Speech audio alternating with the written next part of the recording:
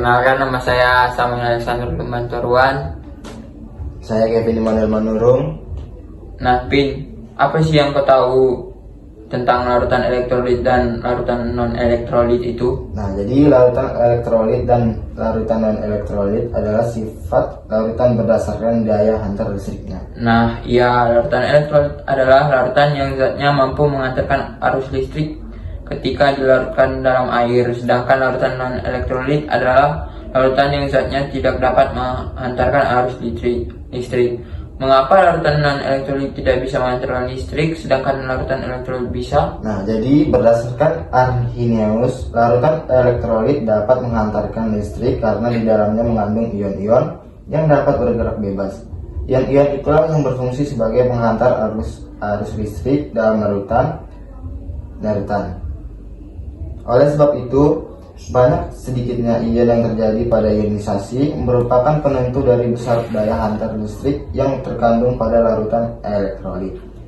Semakin banyak ion dalam larutan, maka daya hantar listrik akan semakin kuat, di mana hal tersebut tidaklah bisa ditemukan pada larutan non-elektrolit. Nah, jadi kamu tahu nggak apa perbedaan larutan elektrolit dan larutan non-elektrolit? Nah, yang pertama itu ada larutan elektrolit.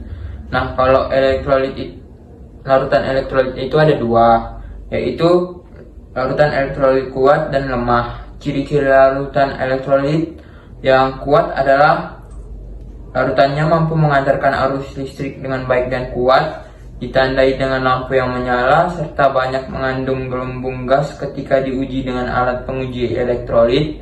Yang ketiga, elektrolit kuat dalam air akan terionisasi sempurna sehingga derajat ionisasi alfa sama dengan 1. Alfa sama dengan jumlah mol yang terionisasi, jumlah mol zat yang mula-mula.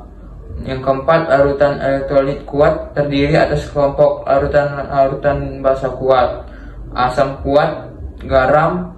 Pada larutan elektrolit kuat, senyawa dalam air akan terionisasi sempurna dan menghasilkan ion-ion yang banyak. Contoh larutan elektrolit kuat itu ada basa, asam, dan garam. Terus yang kedua juga ada larutan elektrolit lemah. Nah, kalau larutan elektrolit lemah itu senyawa dalam air terionisasi yang sebagiannya akan menghasilkan ion-ion yang sedikit.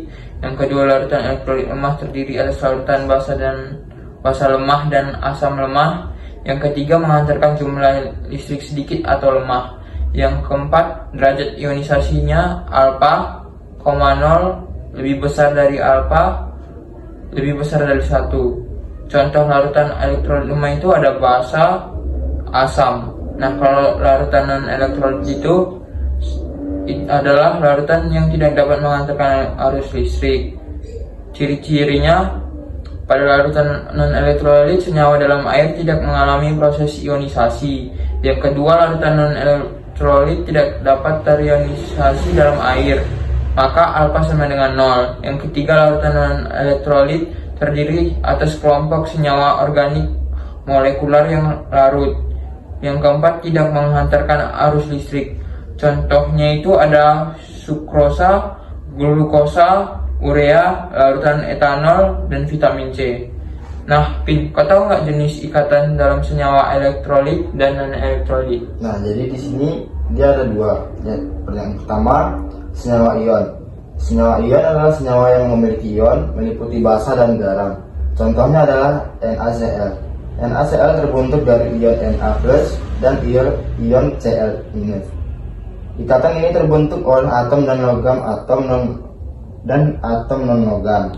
Senyawa ion yang dilarutkan atau dilelehkan dalam air akan mengalami ionisasi sempurna sehingga termasuk elektrolit kuat.